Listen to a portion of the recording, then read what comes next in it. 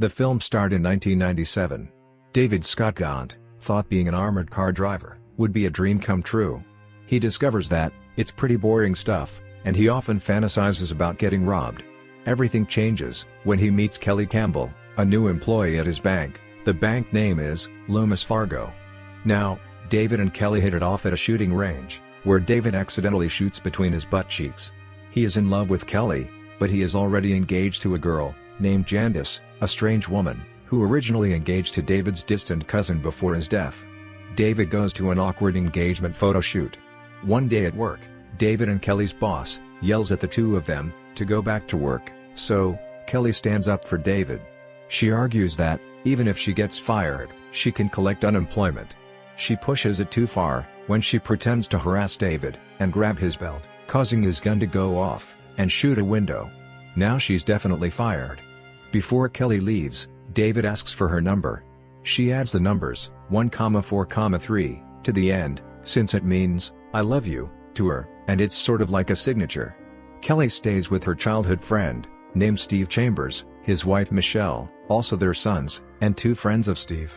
After watching a news report on Philip Johnson robbing from another Loomis Fargo bank, Steve concocts an idea to rob Loomis Fargo, so they can escape their dead-end lives and get away with some money. He persuades Kelly into getting in on the plan by getting David in on it, since they know he likes Kelly. Kelly gets in contact with David to bring him onto the plan, with Steve hiding his face from David, but also giving him instructions. Since he would rather follow her than get married to Jandis, David agrees to help. She then guides him through some training, which includes eating a tarantula, since he may be living off the land after the plan goes off. The team has to let David go inside the bank's vault and load as many bills as he can into the back of a truck. He nearly gets caught by another guard, but that man just assumes that David got overtime. 2 hours later, David is done, and he breaks 3 cameras and steals 2 security tapes, but he misses one tape and another camera. He tries to close the back door, but ends up locking himself in the back. He tapes some stacks of money together to drive the van through a door and into a ditch, as the others watch. They are then amazed by how much money David has nabbed. The money is counted and comes out to $17 million. David flees to Mexico to wait for Steve to send him money, and to also lay low, with a bunch of money stuffed in his underpants already. However, an special agent named Scanlon and her partner are already on the case, and Scanlon is pissed, since the money stolen was federal agent money. They bring the security tape to Jandis and show her that David is guilty. After indulging in their share of the wealth, Steve thinks it's time to cut David loose, since the FBI are after him, but Kelly thinks it would be wrong to screw David over now. 3 Interpol agents arrive at the hotel where David is staying to look for him. They miss him as he tries to refill his ice bucket, but the concierge rats him out. David flees and manages to escape. He dons a disguise to evade capture, and then calls Kelly to tell her what happened. He looks through his pocket and finds a wallet with Steve's name and face on it. When he drops Steve's name, Kelly and Steve become worried. Steve hires a dim-witted hitman, Mike McKinney, to kill David.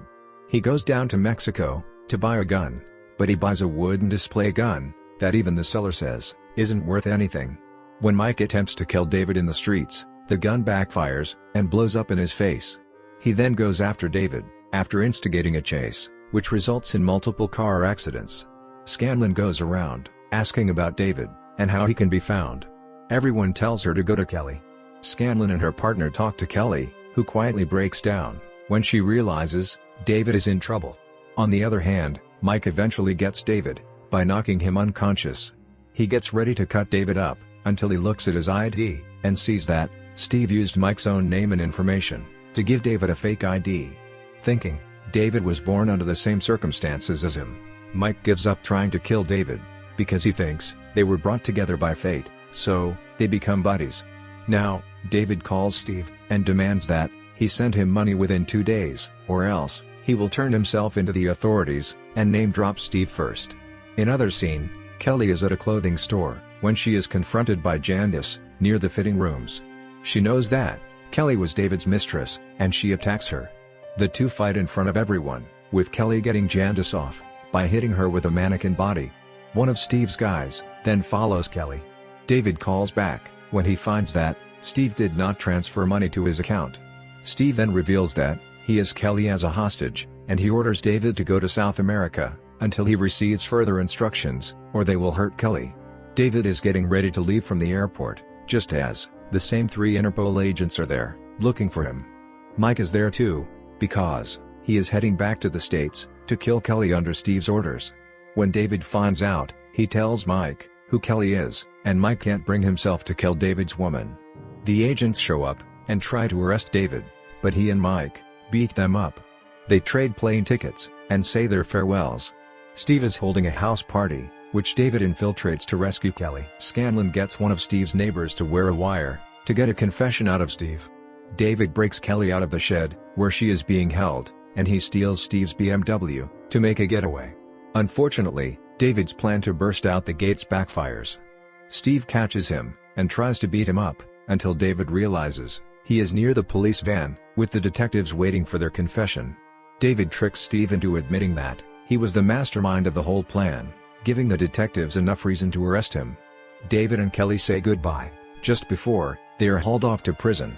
Once David gets to prison, he is applauded by all the inmates for stealing the biggest amount of money in U.S. history. The story of the robbery becomes nationwide news, but it turns out that David stashed away $2 million in a barrel that he rolled into a lake. After serving 7 years in prison, Mike picks David up, and they head off to visit Kelly. The final text states that Steve Chambers served 11 years in prison, and he now owns a fitness center. David Ghantt served 11 years, and he occasionally works as a film consultant. The Loomis Fargo robbery was one of the biggest heists of all time, and $2 million of the stolen money remains unaccounted for to this day. With this scene, this true story film ends. Friends, I hope you enjoyed this masterpiece, and I'll continue to make you feel good, so please, like and subscribe my channel. Thank you guys.